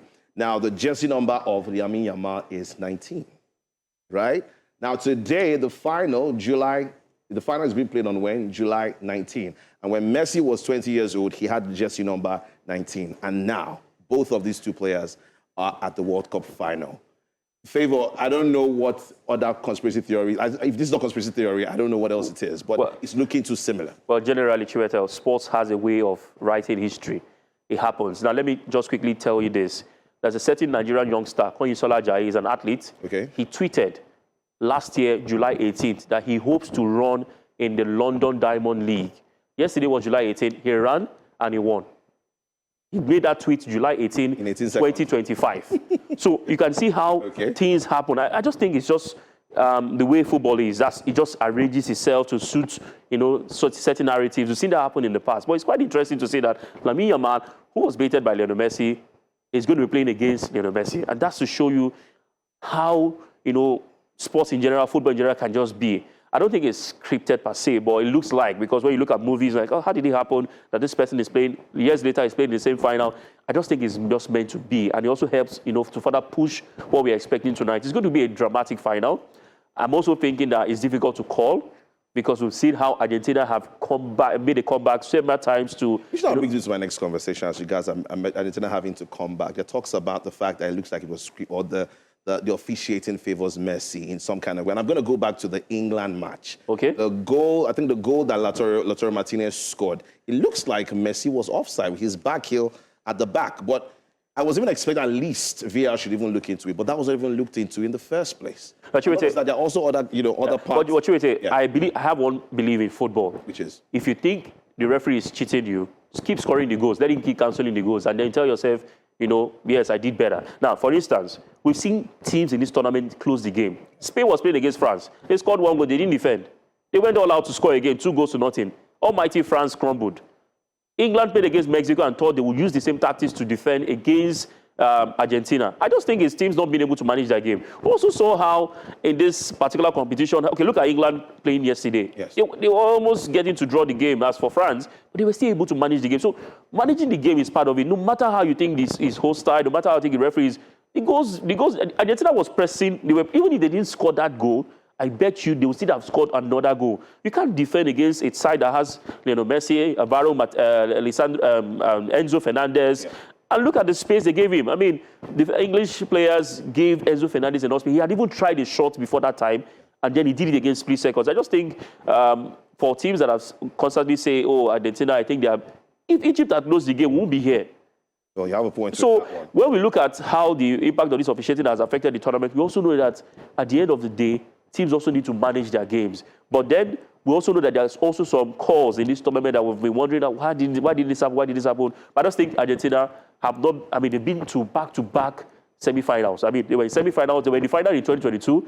In 2018, they also progressed to the knockout stages. Yeah. So it's not a fluke that they've also made another final. It's just to tell us that Argentina is a formidable force with Lionel Messi. Okay, so just before I get your prediction for the final game today, right? The conversation about the GOATs conversation looked like it was settled at this World Cup. What do you think about it? Ronaldo not, of course, getting even close to the semi-final and Messi going all the way. If Messi wins the World Cup today, does that end the GOATs conversation?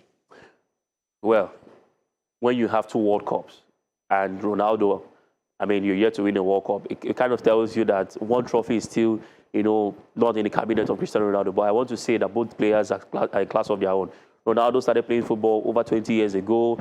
Ronaldo started playing football before Lionel Messi. Ronaldo is older than Lionel Messi. So if you look at the span, you don't expect the player to still give you as much as 41 against someone who is... last World Cup, Ronaldo was 30, about as young as Messi is now. He didn't still win the World Cup at that. He didn't still win the World Cup, but of course, you also know that it matters with your team. You can be the best player in your club side, but you are fortunate to play in a country that are not supporting you. I don't think Portuguese players want to really play for Ronaldo. Look at Haaland. If Haaland were to be in the English side or maybe another strong, solid side, they probably would have gone all the way to the final. So sometimes you might be very good. Look at Victor Osimhen, the way he banging goes for Galatasaray. But he comes to Nigeria, and even the AFCON is not sure. So I just think it's just an unfortunate incident for Ronaldo, but let's give it to him. He's always bringing in numbers, and he still has the highest goal ever scored in football history, which I think that maybe Lionel Messi might not be that, but give it to Messi. Messi is phenomenal. Messi is someone you would think is still playing in his prime, and he's not in his prime. I mean, look at players who have played against him. Bellingham coming out to say that he still does not understand how he moves the ball, because he's with the ball, you want to mark him, next thing he's thinking, split seconds, I want to pass it. He's just a talent on his own. So I don't think, if the fans created the GOAT conversation. But still,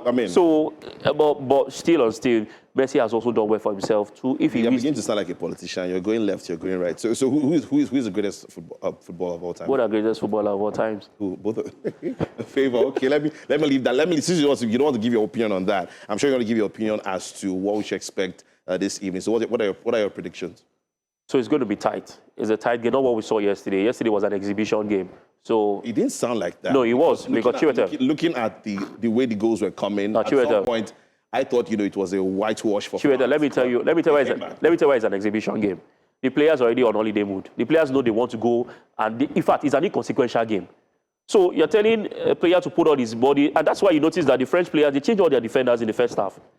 England, the English side, if they had met France in the final, or if England, the intensity of the game will be different, the pressure will be different, it will not be open as this. No final, so when you have something at stake, you can't have a 10-goal thriller. It's just, let's just go and play and enjoy ourselves. And that's why you see that. And the reason Mbappe was in that game was because he wants to break record, he wants to score goals, and which he did. That's why in the second half, they had to bring in Dembele and players who would also help him out to score these goals. Now, today's final will be compact. It will be about who converts his chances. So who's your money on? What's your prediction? In all of this, after everything has been said and done, favor. I'm thinking a 2-1 final. A 2-1 final. 2 to who? Spain. 2 to Spain.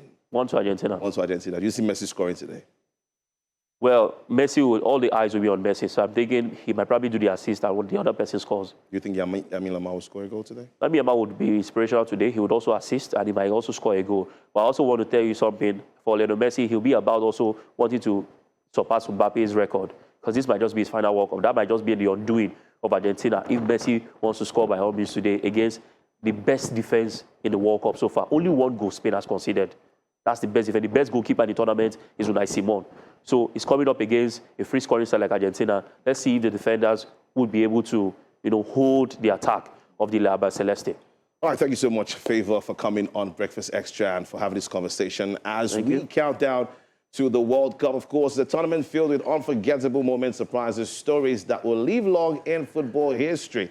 And of course, we will definitely be looking out for who eventually wins it tonight. Will it be Messi and Argentina making it a double, doing it back-to-back, or will Lamine Yamal yet again, before 20, win the World Cup? Fingers crossed on that. We're going to go on a quick break. When we return, Breakfast Extra continues.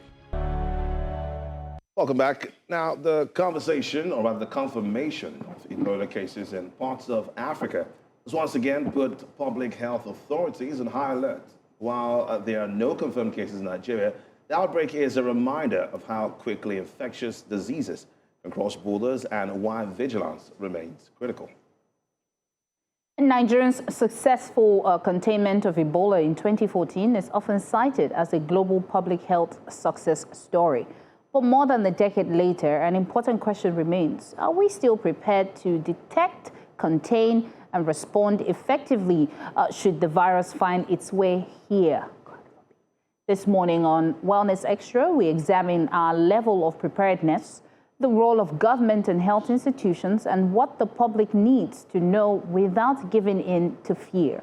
And joining us are Dr. Oluseun Ojo Bookseller, who is a member, American College of Healthcare Executives, and Dr. Adefusi Temiloluwa, who's a medical doctor.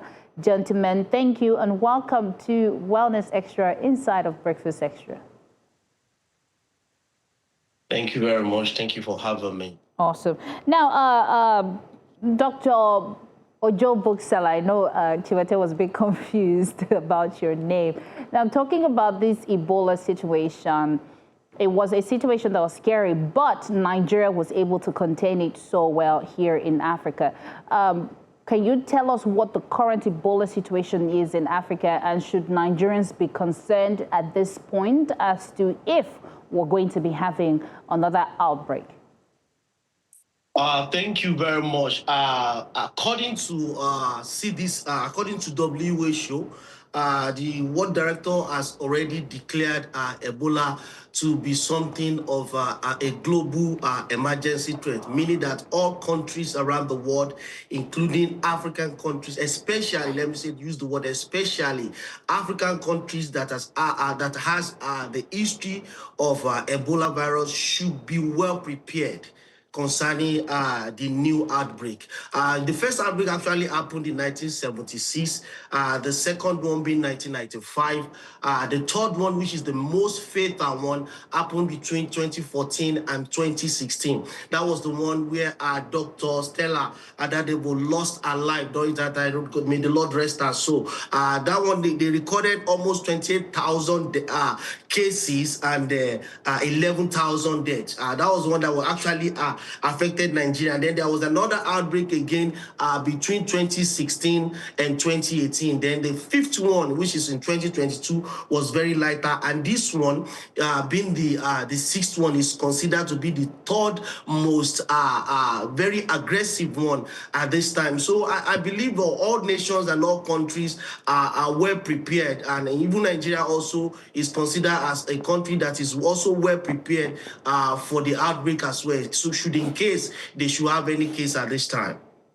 My next question is to you, Dr. Temiloluwa. Of course, going back to 2014, Nigeria successfully contained Ebola.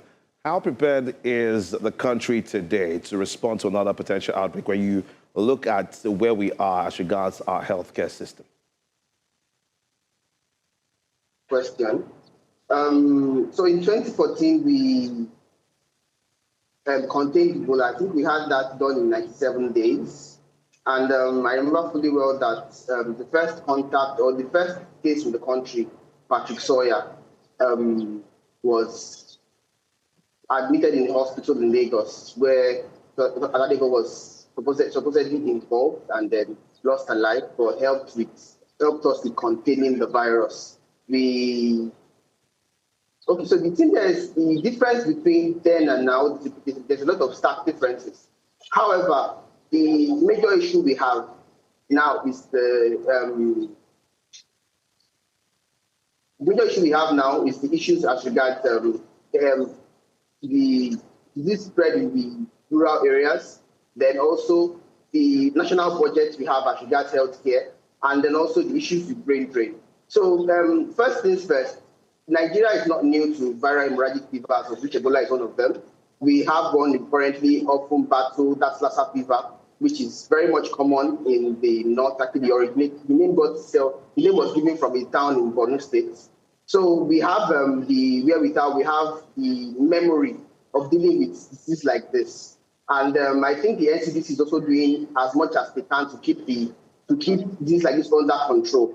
But because of our porous land borders, and then because of the fact that there's an issue with brain drain, health budgeting, which is about 5.2% this year, and then also because of the fact that majority of our healthcare is centered in the urban regions, not the rural areas, we might have a bit of containing to do in the rural regions, which is where we might have a lot of cases to deal with. Well, Dr. Joe Bookseller, I think now for Nigerians who are a bit concerned, we're happy when the 2014 Ebola was, contained. But let's talk about we're in 2026 and would agree that between 2014 and now, the massive symptom, which is Japa, has taken a lot of our healthcare workers. So we've been seeing different strikes and different conversations as to not having a lot of healthcare workers and them being overworked. We've even seen situations where doctors have died, working overtime. Now, do you think in terms of preparedness, do you think we would have, for any reason we have an outbreak in Nigeria, do you think we'll have enough hands to fight this Ebola?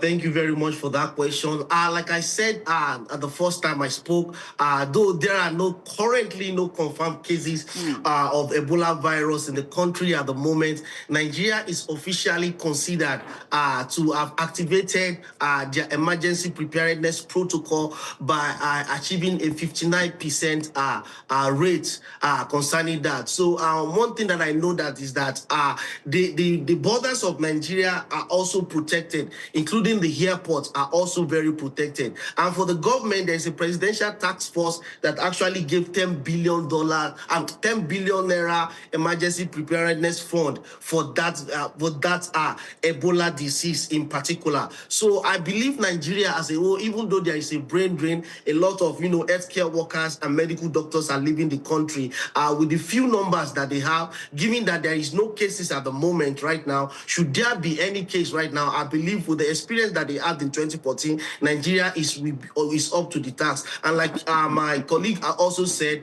Nigeria CDC, that's NCDC, they have a health declaration, protocols that they have put, strategic places which include airports and and the seaport as well, so that anybody who is coming in, there's temperature screening for them. There are there are other travel history assessments that they are going to ask them. There are mandatory things that they need to go through to ensure that there is proper control of that when it comes to contact tracing. So, like I said, globally, according to statistics of WHO, Nigeria has achieved a 59% national readiness for the outbreak. Thank you. Well, let me come to you now, Dr. Timilolua. Now, it's a good thing that for now, right, we've been declared Ebola-free. However, we should still be on the lookout. So my question is, what are the earliest symptoms of Ebola, and when should someone seek medical attention? Question.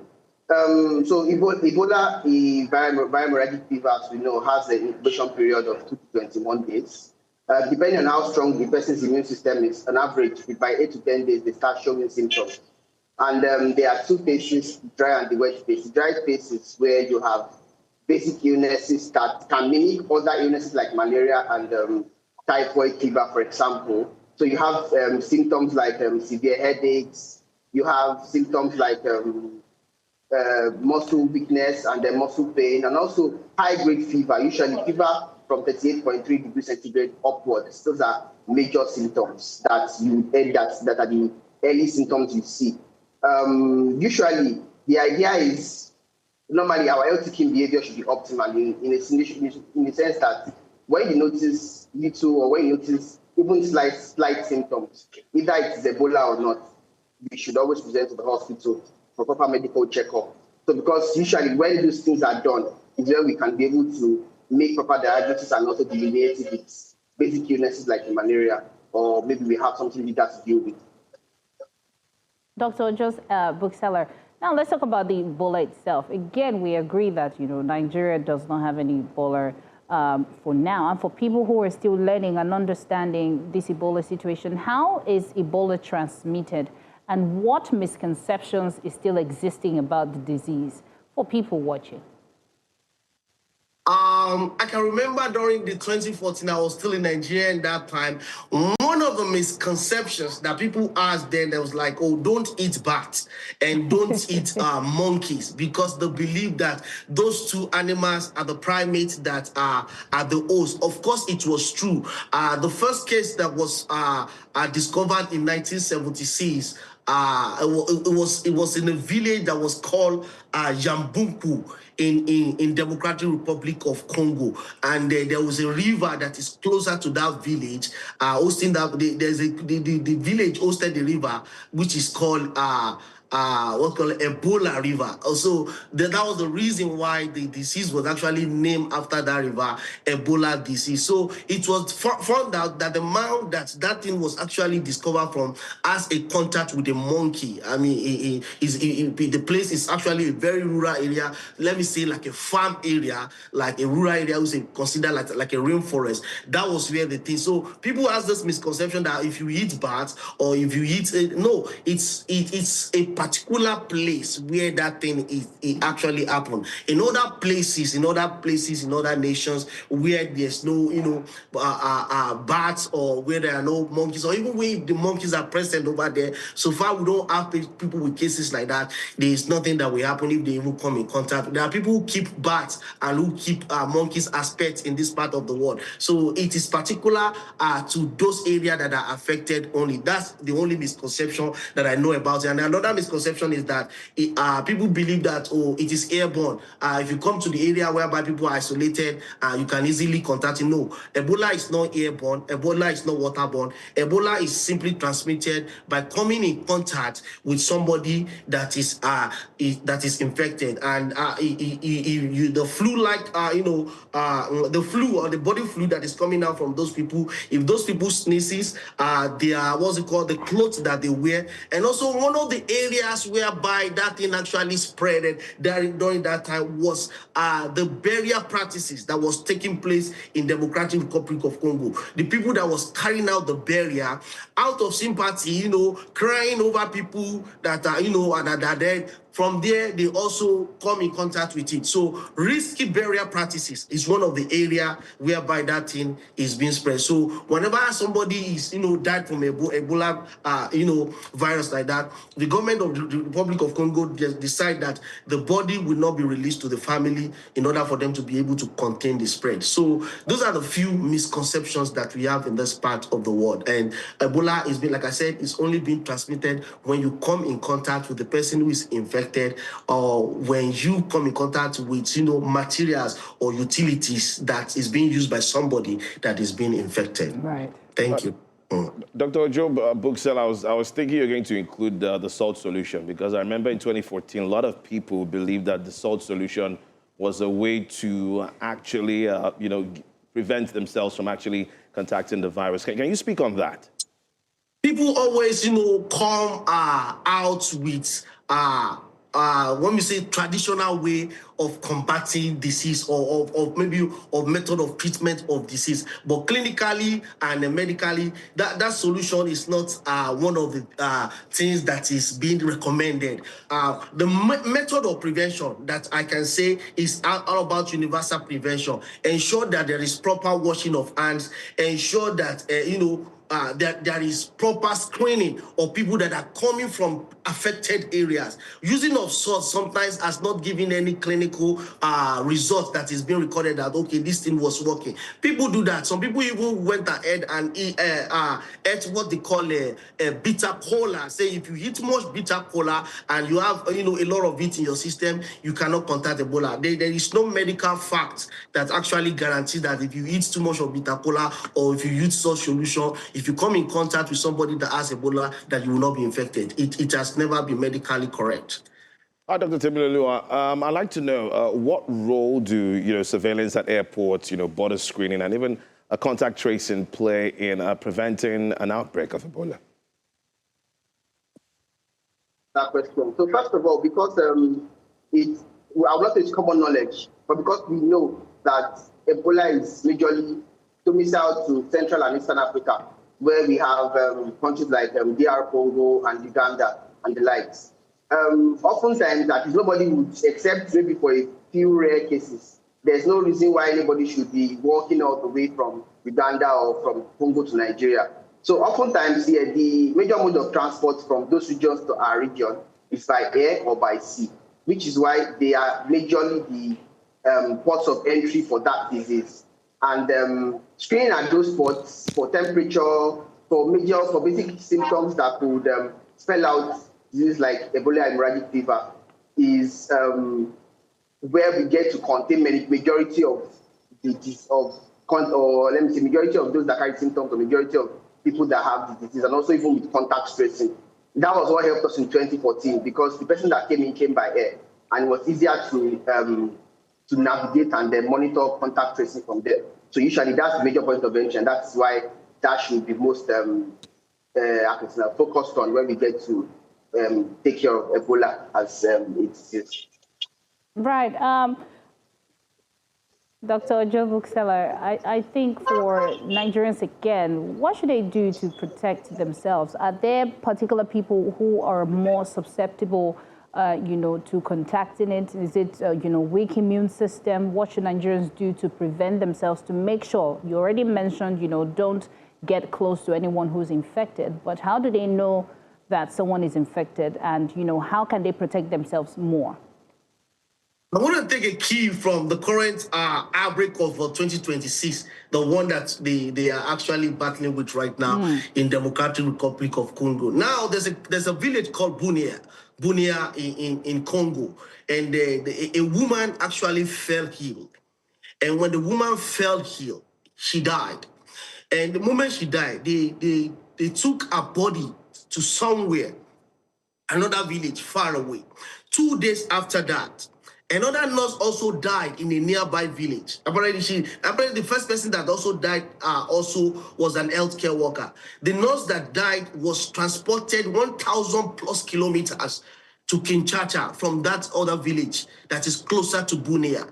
And that place is a place where conflicts, the civil unrest, the bandits, the conflicts are, having their activities. And it's also where mining is also taking place. Nobody really knows what happened with that body, but within the period of 5 to 7 days, there were 600 cases as a result of that body that was taken to that area of Kinshasa. So one thing again, like my colleague said, is that contact tracing is very important, and practicing of universal precaution also by washing your hand at every places where you get to, especially for healthcare workers, because most people that were affected and people that are reservoir through which that thing is being transmitted to other people are healthcare workers. Secondly, safe handling of wildlife. If you know anybody who has wildlife, that especially monkeys, ensure that those monkeys are properly taken care of. They are being, ensure that they are isolated away from where people can come in contact with them. And also for hospital people, the use of PPE, personal protective equipment, they must continue to use that also. Like I said, if anybody, died from that virus, also from that disease, safe burial practices is very, very, very important. Like the Congo people did, they when they saw that thing is being transmitted through burial, as a result of, empire people crying, on their burial, they get the thing and they begin to die. So they begin to withdraw, the burial from people who die from that disease, from giving it back to their family. And, and second, and finally, is community education. Ensure that there is community education, train people, healthcare workers, healthcare, teachers in schools and places that are much more vulnerable to where people gather so much. They should ensure that there are proper trainings and education for people. Tell them what they need to do. If you spot anybody who has the symptoms of what this thing look like, between the days for this thing to manifest is 21 days. Between 2 days and 21 days. Day 1 to 3. That's when people begin to see the flu-like symptoms, fever, severe headache, extreme fatigue, muscle ache, and of course, there will be general body weakness. Between day 4 and 7, it advances to a stage of the disease whereby the thing begins to grow rapidly. It escalates. Then people begin, people that are affected begin to have, severe gastrointestinal issues, persistent vomiting, heavy diarrhea, and stomach ache. When it gets to day 7, when there is no intervention, then the virus triggers into a systemic inflammatory response. Then that's when you see people begin to, that's when the hemorrhage stage now begins to, manifest. That's internal, external bleeding is going to take place. Severe dehydration, now leading to multiple organ failure, the kidney shut down, the liver shut down, and multiple organ failure. And of course, patient goes into a shock when that begins to happen, and eventually it leads to death. So what Nigeria needs to do is to just practice precautions at this moment. Dr. Ojo, just before, Dr. Ojo, we're supposed to have this conversation right now, but just in 30 seconds, please. Can you just tell us how people can, because when it comes to an outbreak, right, social media is always a place people go to for information, and most times it gets misinformed. I just want to know, how can people identify credible health information? So just in 30 seconds, please. Okay, so where you can get credible information is WHO website and CDC website, or Center for Disease Control, that CDC website, WHO website, World Health Organization. Nigeria also has their own CDC website, which is NCDC, which is Nigeria Center for Disease Control and Prevention, which is NCDC. So those are the places where you can get credible information, and of course you can talk to a doctor that is, they can always give you credible information as well. Thank you. All right, thanks to our guests for helping us, of course, better understand the realities of Ebola and the importance of preparedness over panic. Of course, public health is everyone's responsibility. So staying informed, practicing good hygiene, and also relying on verified information can make all the difference. Thank you so much, Dr. Timiloluwa and Dr. Ojo, a bestseller, for coming on Breakfast Extra. We're going to go on a quick break when we return. And that'll be all for us from Breakfast Extra Sunday edition. It was a packed one, and thank you for staying with us all through. And we had Chiwete with us this week. Hopefully he'll be with us next week. We don't know, but make sure you tune in during the week to, join our trio, Joe, Olive, and Benga, for more conversations. Thank you for joining. See you next time. Bye.